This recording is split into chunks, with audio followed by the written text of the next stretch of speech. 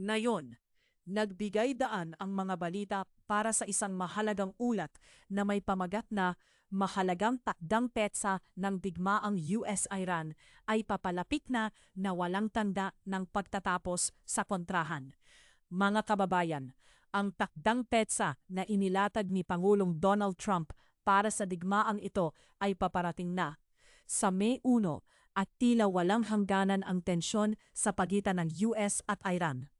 Sa mga ulat, ipinapahayag na ang Pangulo ay malamang na humiling ng karagdagang 30 araw o hindi pansinin ang deadline, na nagsasaad na ang kasalukuyang tigil putukan ay nagmamarka ng pagtatapos ng labanan.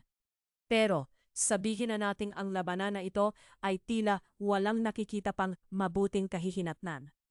Ang mga analysts at aide ng Kongreso ay nagbababala na ang mga pagsisikap ng mga demokratiko na pilitin ang Pangulo na huminto sa operasyon ng militar ay madalas na nahaharangan ng mga republika na matatag ang suporta sa Pangulo.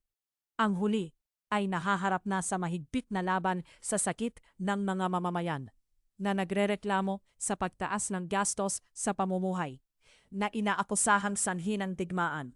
Isang mahalagang punto na itinataas ay ang posibilidad ng muling pag-atake ng US.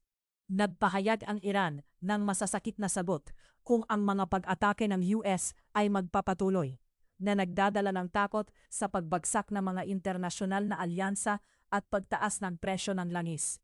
Ang mga poll ay nagbakita na ang digmaan ay hindi sikat sa mga Amerikano, lalo pat nalalapit na ang halalan sa Nobyembre at ang mga mamamayan ay tila humihiling ng pagbabago.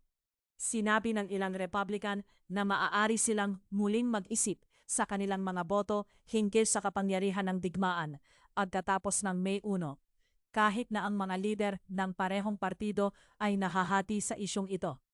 Tila nagiging kapansin-pansin ang nakabibinging katahimikan mula sa White House ukol dito.